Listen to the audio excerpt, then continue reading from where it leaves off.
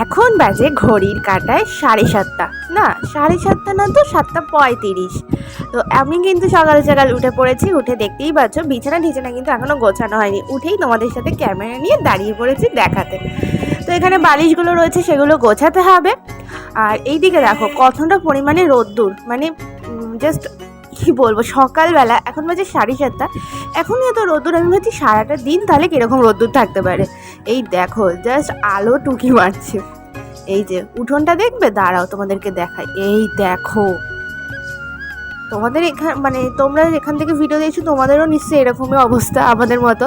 আর আমি এখানে 1 কাপ চা আর বিস্কুট নিয়ে বসে পড়েছি। এই 1 কাপ চা দেখে আমার এখন এতটাই দুঃখ হচ্ছে যে আমি এখন কিন্তু এতটা চা খেতে পারবো না, কারণ ডাক্তার আমাকে টোটালি বারণ করে দিয়েছে।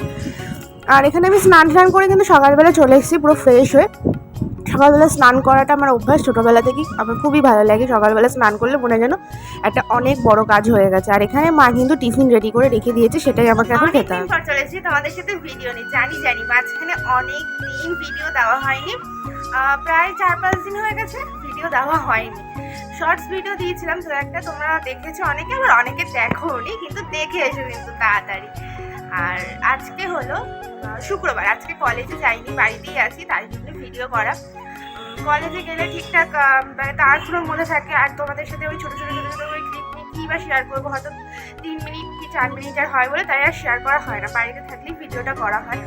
আর আমি তো বলেছি, আমি যদি সাংসারিক হতাম তাহলে হয়তো ভিডিওটা আরও সুন্দর হতো, ইন্টারেস্টিং হতো, কিন্তু যেহেতু নয়, তো আজকের একটা জায়গা যাওয়ার একটা প্ল্যানিং আছে, মানে মাথায় আছে। একটু কাজও বলতে পারো, মানে ঘুরতে যাওয়াও বলতে পারো, কিন্তু দেখা যাক কী করা যায়, মানে কি করা হয়। আমার স্টুডেন্টরাও আসছে না পড়তে, ওর যেহেতু যখন ছুটি আছে ঘুরতে গেছে মামার বাড়ি। গরমের ছুটিটা ছিল, তার মধ্যে যায়নি, লাস্টের দিকে এখন গেছে। তো দেখি কি করি না করি, সবটাই তোমাদের সাথে শেয়ার করবো, দেখতে থাকো, আশা করি তোমাদের সবটাই ভালো লাগে।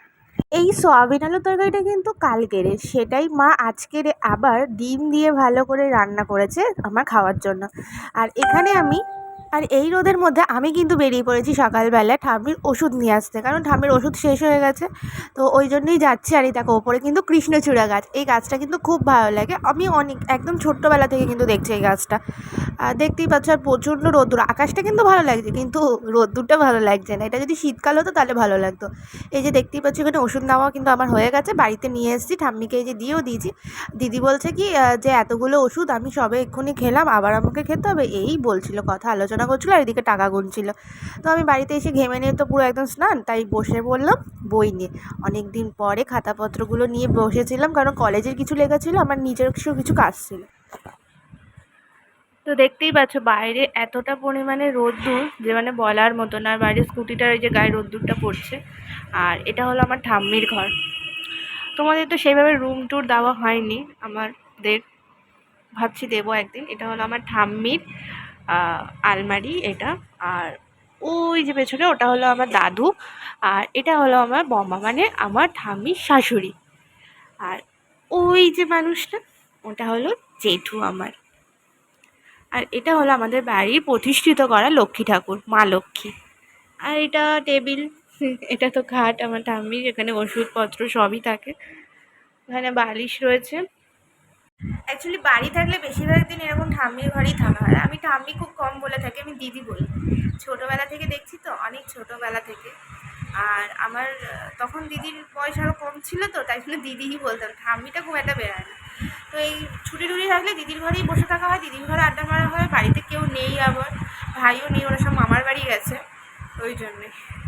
আর বাবার যেহেতু শরীরটা খারাপ, কটা দিন ধরে বাবাও বাড়িতে আছে। এখানে শাকের তরকারি, ভাত এইসব খাওয়া হয়েছিল দুপুরবেলা। আর সন্ধ্যেবেলায় কিন্তু এখানে চা নিয়ে চলে এসেছি। এখানে মায়ের গ্লাস, বাবার গ্লাস, এটা ঠাম্মির গ্লাস, আর এটা আমার কাপ।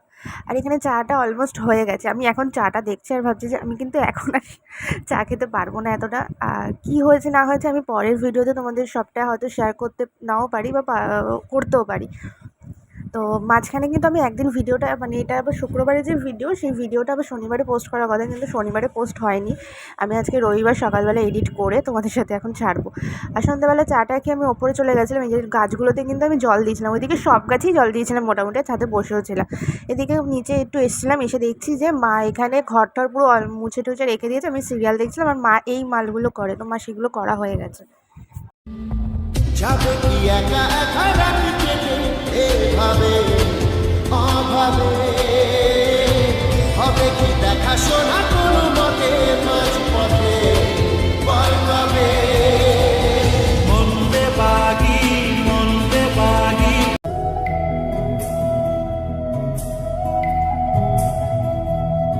আমার ভিনদেশি তারা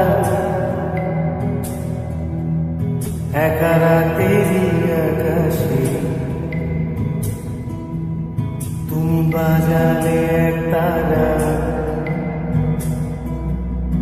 আমার ছিলে কোঠার পাশে ঠিক সন্ধে নামার মুখে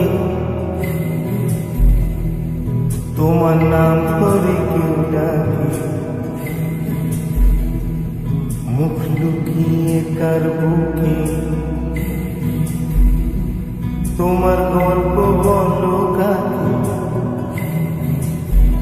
আজকে কিন্তু রাতের ডিনারে ছিল রুটি আর ডিম ভাজা, তো সেটা দিয়ে খেয়ে নিলাম। তারপরে দুদিকে দুটো বেনুনি করে চলে গেলাম শোবো বলে। আর এখন ঘড়ির কাঁটায় কটা বাজে জানো তো? তারাও তোমাদেরকে দেখাই, 10:30 বেজে গেছে। আমরা মোটামুটি ওই 9:30 10টার মধ্যেই কিন্তু আমরা রাতের ডিনারটা খেয়ে নিই। আমার বাবার কিন্তু এটা স্ট্রিক্টলি কথা। আর দুপুরের খাবার কিন্তু 1টা 1:30টার মধ্যে খেতে হবে। তো ভালো লাগলে ভিডিওটা লাইক কমেন্ট শেয়ার এবং সাবস্ক্রাইব করতে কিন্তু ভুলো না।